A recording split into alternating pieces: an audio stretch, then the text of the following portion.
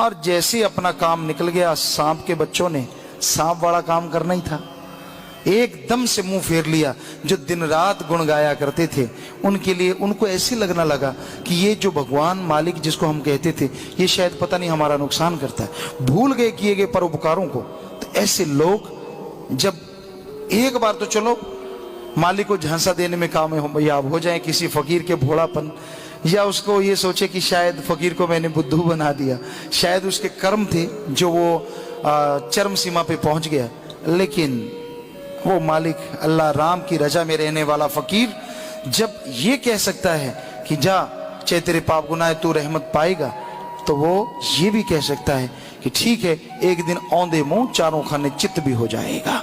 और ऐसा चित्त होगा फिर तब कोई दांव पेच नहीं चलेगा। जिधर मर्जी दौड़ते फिरना, पहाड़ों में, उजाड़ों में, जंगलों में, बिएवानों में, टूणे करना, टोटके करना, मेख दबाना, प्याज दबाना, नारियल फोड़ना, चाहे अपना सिर फोड़ना पत्थरों पे जा जाके। जो चीज चाहता है हो जाए, सवाल पैदा नहीं मिल जाए।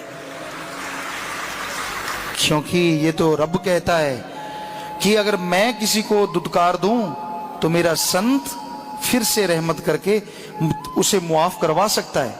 लेकिन जिसे फकीर संत दुदकार दें बाई चांस, वैसे तो वो दुदकारते नहीं, और जिसे दुदकार दें तो भगवान कहता मैं भी उसे नहीं माफ कर सकता, क्योंकि वो तो मेरे भक्त का ठुकराया हुआ है। सो कईयों को ये भ्रम है कि यहां नहीं तो बहुत कुछ है। देखते हैं मालिकों का है मामला, इसमें किसी का क्या है तो टाइम बताता है, समय बताएगा। तो ऐसा हो रहा है, साथ संगत आके बताती है, बड़ी हंसी आती है कि जो कल तक कहता था मालिक राम अल्लाह तो यहीं पे सब कुछ, और आज कहता नहीं पहाड़ में मिलेगा, वहां टक्कर मारी, टूने टोटके किए चरस्ते पे। गांव में होता है चरस्ता जो होता है, वहां जाके टूना उतारना, किसी के खेत में मेख दबवा देनी। क्योंकि बहुत है उस्ताद जो ये सिखाते हैं, मुर्गा दे दे, मुझे लाल कच्छा पहनना है, लंगोट दे दे, काला कच्छा पहनना, काला कपड़ा दे दे, शराब की बिस्की की बोतल दे दे, बकरे की नाड़ तू रख लेना, बाकी का जिस्म दे दे, तो मुर्गा दे दे, ऐसा ऐसा सामान मांगते हैं। और वो धार्मिक कहलाने वाले जिससे सब कुछ मिला उसको छोड़ के वो पत्थरों में, उजाड़ों में ठोकरें मारते फिरते हैं, और उनके जीवन में ठोकरें लिखी जाती हैं।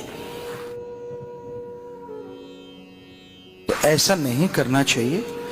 पर जिसका विनाश काले विपरीत बुद्धि, जब आदमी के कर्म खोटे हो जाते हैं, बुरे हो जाते हैं, तो फिर उसकी बुद्धि विवेक भी विपरीत हो जाता है, उल्टा हो जाता है।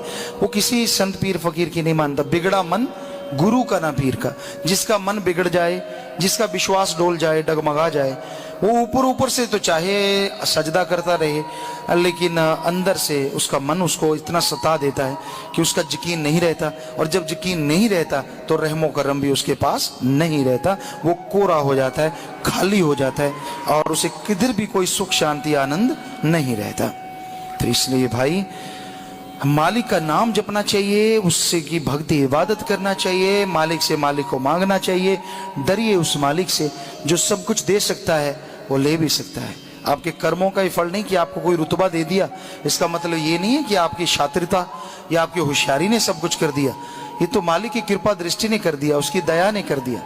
और शातिरता करते जाओगे, मटका भरता जाएगा, और एक दिन ऐसा फूटेगा कि उसका लावा आपसे संभाले भी नहीं संभलेगा।